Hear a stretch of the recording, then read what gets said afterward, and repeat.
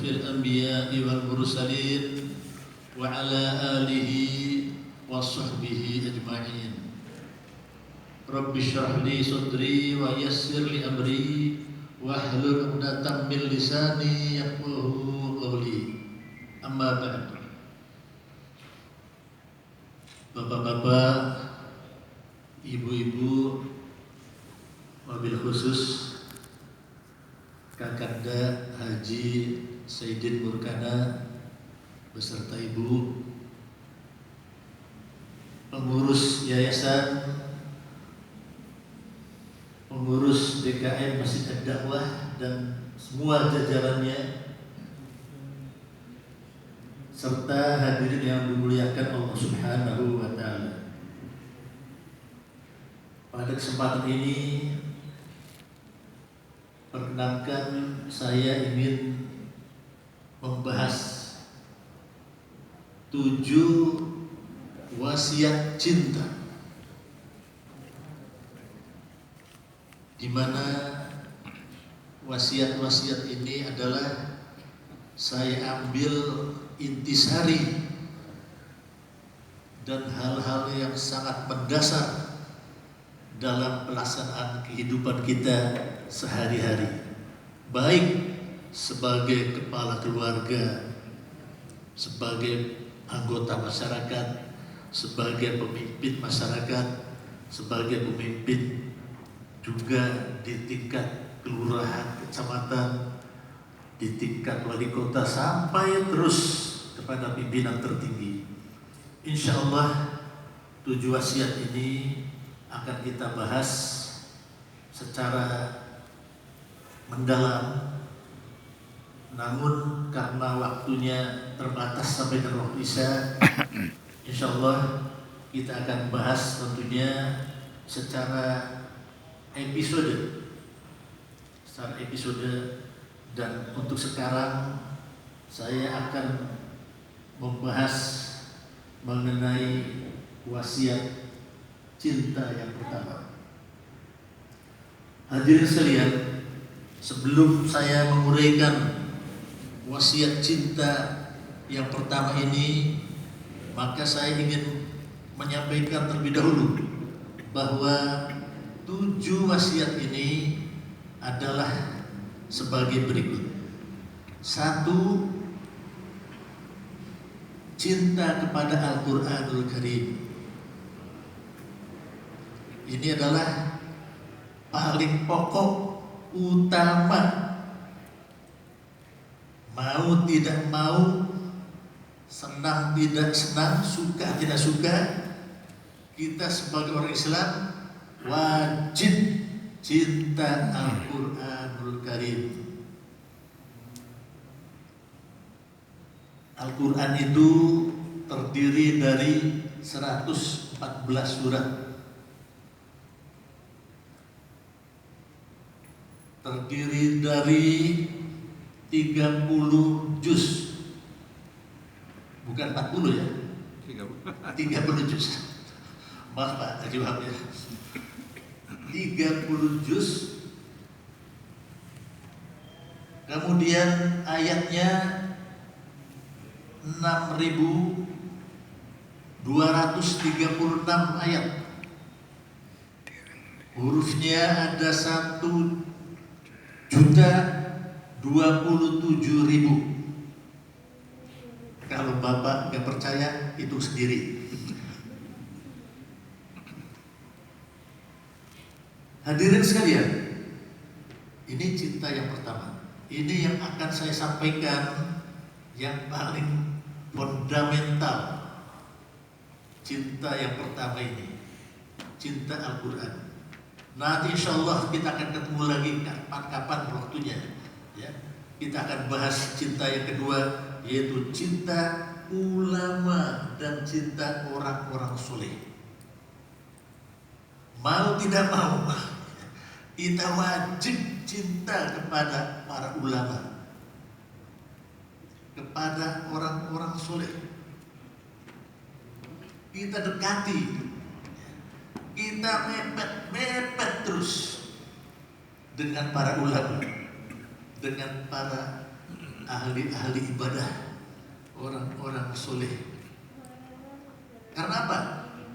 Karena kita bisa paham Al-Quran, kita bisa paham hadis, kita bisa paham ilmu-ilmu agama lainnya. Itu adalah melalui para ulama, para guru-guru kita.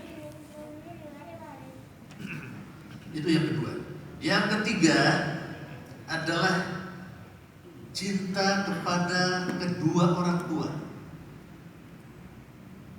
Ini pokoknya kalau mau selamat ya, maka jangan lupakan, jangan sekali-sekali orang tua meneteskan air mata, menderita karena ucapan kita atau tingkah laku kita. Kita jaga betul kedua orang tua. Wajib ridullah fi ridul walidain, suhdullah wa suhdul walidain. Ridhonya Allah itu ada pada ridho kedua orang tua.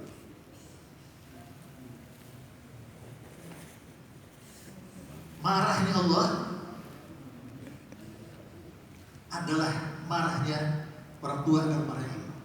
Jadi jangan sekali-kali kita sampai bikin orang tua kita kesel.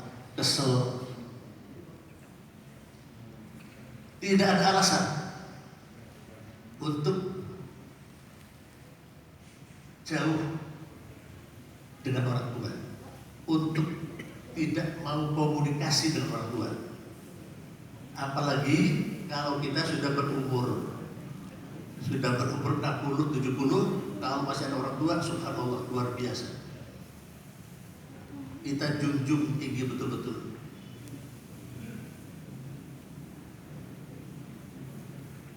Itulah sepintas mengenai cinta orang tua. Kemudian yang keempat, kita cinta keluarga. Keluarga kita, anak, istri kita, dan keluarga yang ada dalam tanggungan kita. Perlu kita perhatikan semuanya. Al-Qur'annya bagaimana? Sudah beres belum bacaannya? Jangan sampai Bapak Ibu sekalian ada anak cucu kita yang tidak bisa baca Quran dengan baik dan benar. Mohon izin, keluar dari Masjid Ad-Da'wah ini, saya mohon ada oleh-oleh yang dibawa. Jadi saya datang ya dari Indramayu ke sini nggak sia-sia. Kenapa? Karena omongan saya, pembicara saya, ya, diingat, dibawa pulang, kemudian diamalkan dan didakwahkan kepada orang lain, kepada istri yang tidak ikut, kepada suami yang tidak ikut, kepada anak yang tidak ikut pengajian ini. Oh, inilah yang perlu kita dakwahkan, kita teruskan. Nanti akan kita bahas beberapa hal yang berkaitan dengan cinta Al-Qur'anul Karim. Kemudian selanjutnya kita lanjutkan. Yang kelima adalah cinta dakwah. Hadirin sekalian, semuanya wajib berdakwah. Bukan hanya ustadz saja, bukan Pak Imam saja yang wajib dakwah, tapi semuanya kita, bapak-bapak dan ibu-ibu, punya kewajiban berdakwah. Walaupun satu ayat, sebisanya, semampunya, tapi dakwah ini wajib. Kalau dakwah berhenti, nah ini repot.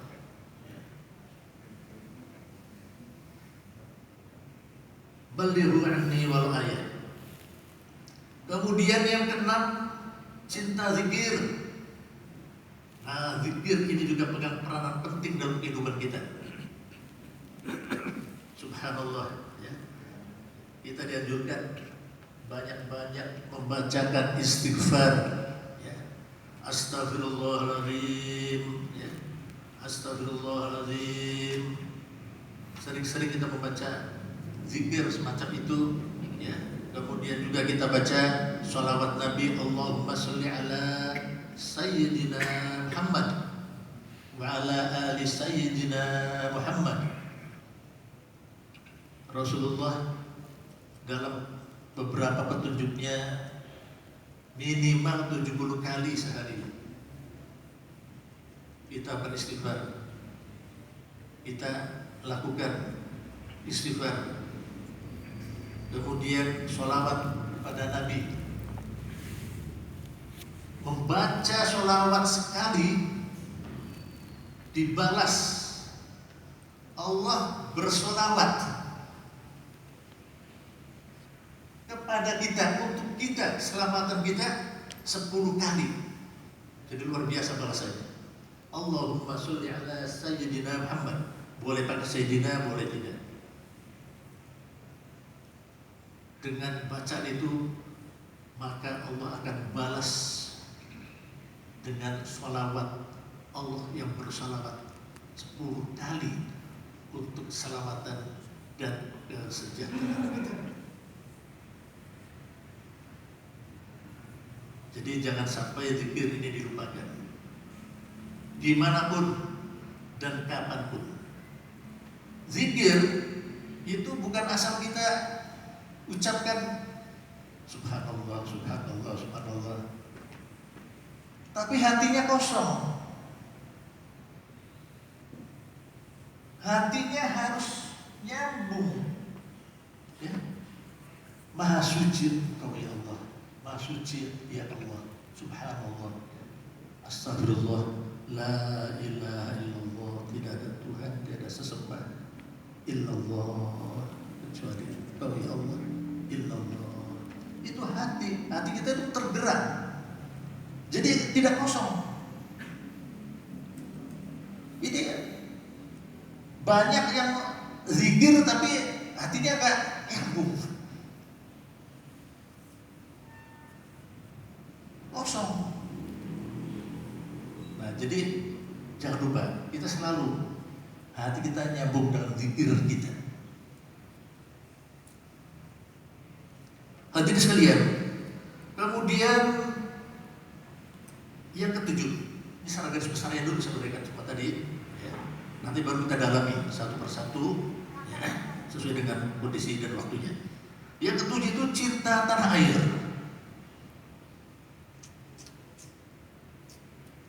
Hubbul watan minal iman. Cinta tanah air. Jadi tidak ada alasan kita cuek dengan perkembangan dan pembangunan bangsa kita ini. Umat Islam tidak boleh cuek bebek. Bagaimana pembangunan bisa ada yang ngurus? Tidak. Tapi kita mengambil peran sesuai kemampuannya. Hadirin sekalian, kemudian saya kan udah pensiun, ya. Sudahlah, yang muda-muda aja yang berpikir untuk bangsa dan negara, untuk kepentingan tanah air. Silakan yang muda-muda, ya, kita sudah pensiun saja, sudah tugasnya MC, mau cucu. Tugasnya apa? Mau cucu, ya, ngantar istri ke pasar, kemudian bayarin, ya, kemudian nentengin barang-barangnya, kemudian ngantar lagi kemana lagi, ada keperluan lagi, ya. Sehingga lupa, sudah pensiun, lupa dengan hubbul watan, lupa dengan dakwah. Nah, di sini mohon Tidak ada pensiun dengan hubbul watan. Dengan dakwah tidak ada pensiun. Tidak. Berjuang tidak ada pensiun. Kita baca dalam sejarah. Bagaimana sahabat Tolha dia berjuang. Berapa sahabat-sahabat Nabi yang sudah usianya lebih dari 90 tahun. Ada seorang sahabat berumur 97 tahun. Ya Rasulullah, saya ingin berjuang bersama engkau ya Rasulullah. Mohon pendapat ya Rasulullah. Berapa umurnya? 97 tahun. Masih ada keluarga? Masih. Anaknya, istrinya, ayah, abi, jangan ikut sana berperang. Ngapain berperang? Sudah umur lanjut. Lebih baik di rumah saja. Sudah umur 97 tahun. Tapi bagaimana Rasulullah? Wahai sahabatku, berangkat perang. 97 tahun. Kalau saya sekarang 71 tahun, berarti berapa selisihnya itu dengan sahabat-sahabat Nabi yang memang jauh lebih tua, tetapi tetap berangkat berjuang di jalan Allah. Berangkat, ikut berperang, dan alhamdulillah dalam berperang itu tertikam, mati syahid, luar biasa. Mudah-mudahan kita juga meninggalnya dalam keadaan husnul khotimah. Untuk mendapatkan husnul khotimah kita menggapai, kita berusaha. Gak bisa kita ya Allah biha, ya Allah biha, ya Allah bihusnil khotimah. Kita berdoa, memohon, ya, itu bagus, tapi harus digapai dengan usaha.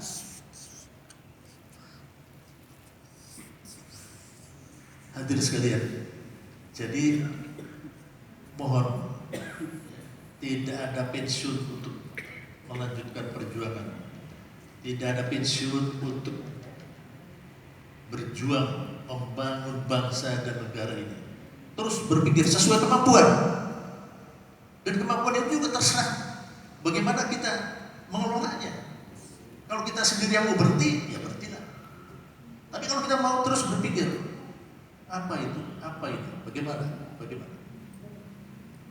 terus. Makanya kita juga nggak bisa, ya. Sudahlah, nggak usah ngurusin apa itu, ya. Segala macam kebijakan, gak usah, kita terima aja. Ya kalau semuanya berpikiran seperti itu, padahal bapak-bapak ini, maaf, ya, para senior ini, ya, apalagi di komplek kita ini, komplek pejabat senior ini, ya, banyak yang bisa diteruskan kepada generasi muda, yang bisa dilanjutkan dan bisa terus dikawal. Maaf, dikawal. Jadi tidak dibiarkan begitu saja, tidak. Jadi dalam perjuangan ini, membangun bangsa dan negara ini harus betul-betul bersama-sama. Yang muda sesuai dengan kekuatan dan kemampuannya, yang tua sesuaikan dengan kondisinya dan kemauannya. Tidak ada lemah, tidak. Terus yang muda harus dikawal, tidak boleh diserahkan. Oleh karena itu yang muda juga nggak boleh, bapak ini jadul sudah, nggak. Ya. Ada mutiara-mutiara yang orang tua itu miliki, yang perlu digali oleh yang muda. Hadirin sekalian. Ya. Hadirin sekalian, kita lanjutkan pada Al-Quran ya. Al-Quran ini cinta yang pertama ini. Kita akan kupas ya, insyaallah beberapa saat ya, supaya kita lebih jauh lagi ya, untuk mencintai Al-Quran. Apa itu Al-Quran? Bapak-bapak sudah paham betul ini. Mahal Al-Quran. Al-Quran kalamullah yanzil ala qulbi Muhammadin al-muta'abbad bi tilawatih. Itu Al-Quran. Kemudian Al-Quran sudah memberikan petunjuk dalam Al-Baqarah ayat 2 itu yang pertama-tama itu ya. Zalikal kitabul la raiba fihi. Kitab Quran itu tidak ada keraguan-raguan di dalamnya. Tidak ada keraguan-raguan. Menjadi petunjuk bagi orang-orang yang beriman. Nah, oleh karena itu disinilah kita wajib mempelajari Al-Quran. Pertama membacanya semua anak cucu kita wajib bisa baca Quran sesuai dengan ilmu tajwidnya, sesuai dengan makharijul hurufnya. Ilmu tajwidnya dipelajari. Ya, alhamdulillah saya lihat di sini ada berbagai macam kegiatan taklim, ya, ada TPA dan segala macam. Alhamdulillah. Ini terus lanjutkan dan kembangkan. Sekarang sudah zamannya zaman teknologi, zaman IT, ya, information technology. Ya. Nah itu kita juga nggak boleh ketinggalan. Kita nggak boleh ketinggalan. Umat Islam itu nggak boleh ketinggalan. Ya. Kenapa? Kita harus mampu memanfaatkan. Biarin orang lain yang bikin. Kita belum bisa. Kita bisa belajar semampunya. Ya. Kalau tidak bisa sudah ada, ya kita yang manfaatin. Ya, pesawat terbang sudah ada. Ya. Kemudian HP sudah ada, komputer sudah ada. Ya. Siapa yang bikin? Ya. Kita manfaatkan. Sudah kita tidak bisa bikin, tidak memanfaatkan, nah itu keliru. Kita harus manfaatkan teknologi. Jadi betul-betul termasuk dakwah. Dakwah ini ya, sekarang itu luar biasa, masya Allah. Ya, dengan adanya berbagai macam sistem informasi, ya, termasuk YouTube-nya, termasuk apa itu Facebook-nya, termasuk apa lagi?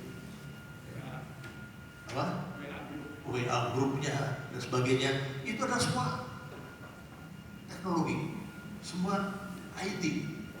Kita pun harus ngerti, harus memahami, ya.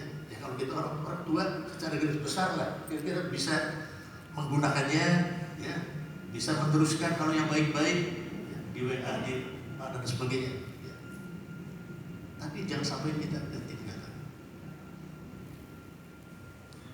Begitu juga dalam pengajian-pengajian, dalam apa, semua itu digunakan. Manfaatkan teknologi ya, supaya bisa lebih banyak lagi. Situ orang yang di rumah bisa mendengarkan, orang yang di mana-mana ya sedang keluar kota, ya jamaah kita yang sedang keluar kota bisa mengikuti. Ya, sekarang sudah ada YouTube. Ya, manfaatkan YouTube. Manfaatkan. Kenapa? Karena itu adalah sarana yang luar biasa manfaatnya. Jangan anti. Kenapa saya katakan demikian? Karena ada satu masjid itu ya, itu anti, tidak mau sama sekali. Ya. Saya nggak usah YouTube-YouTuber gitu, nggak usah ini. Pokoknya apa yang ada yang kita kerjain aja, yang dulu yang orang tua gini aja.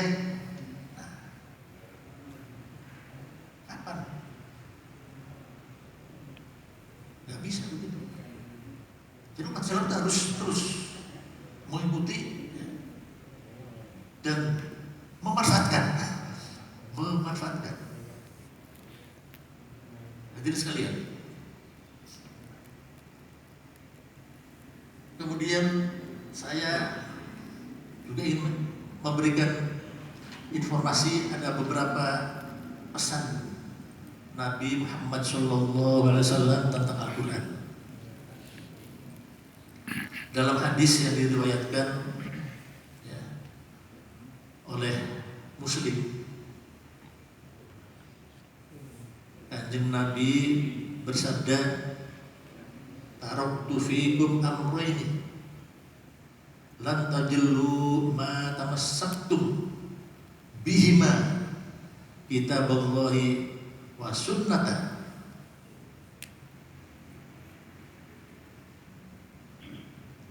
Di Nabi Rasul Muslim, aku tinggalkan untuk kalian dua perkara. Jadi sebelum meninggal Rasulullah berpesan,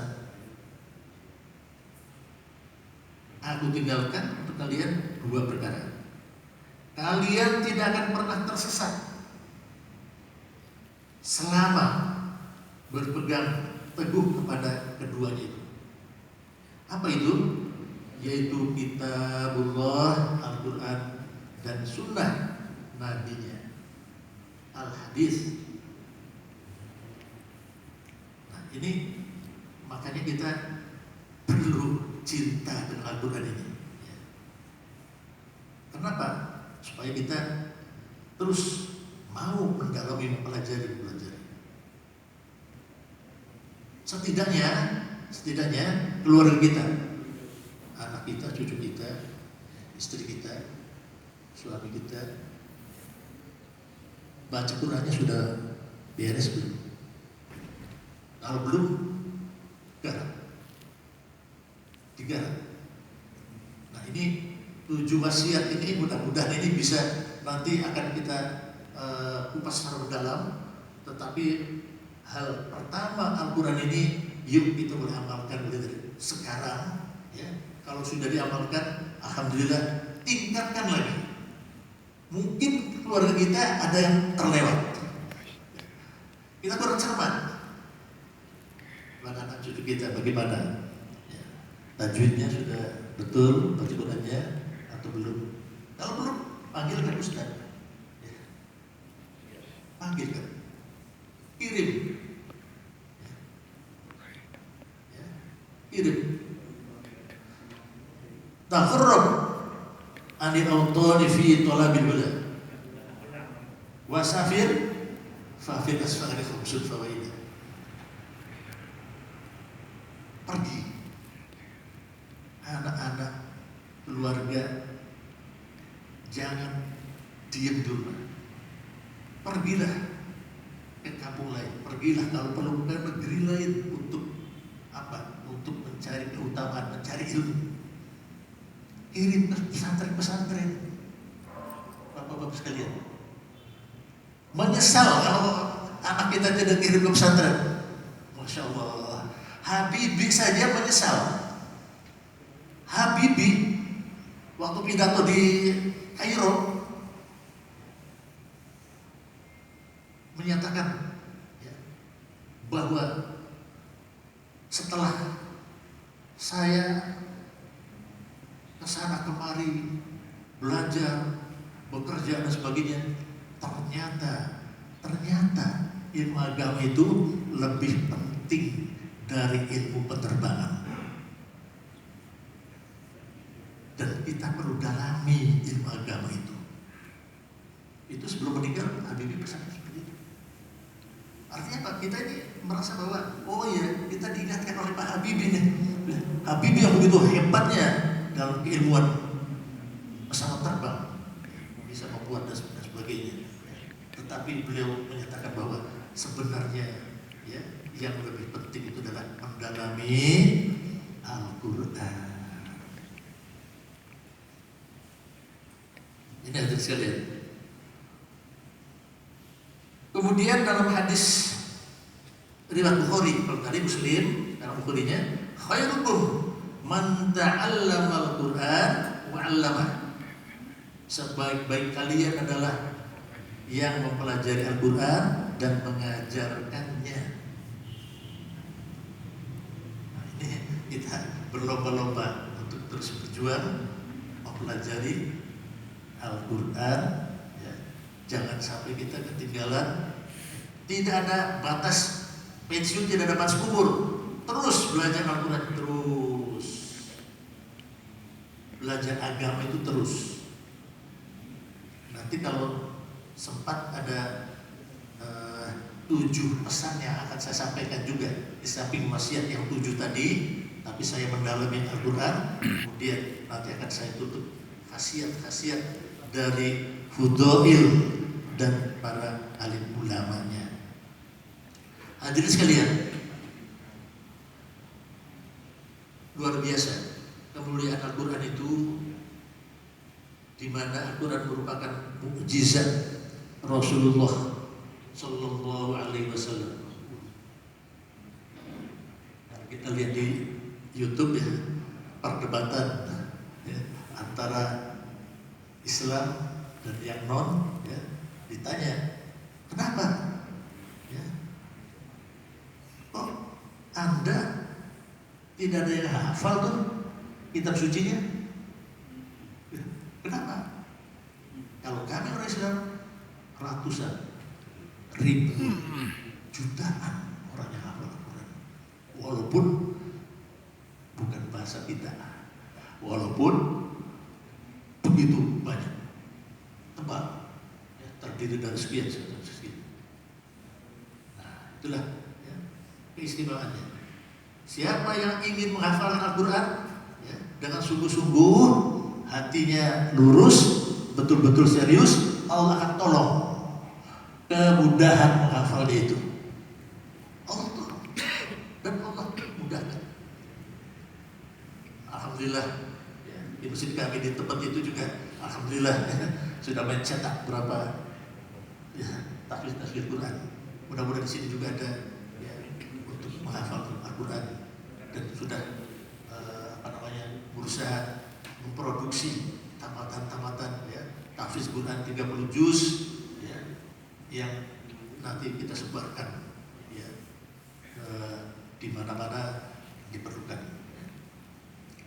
Baik hadirin sekalian, kiranya untuk Al-Quran yang saya jelaskan berkaitan dengan wasiat cinta Al-Quran ya, mudah-mudahan apa yang saya sampaikan ini bisa mendapat tempat di hati sanubari yang paling dalam ya, sehingga betul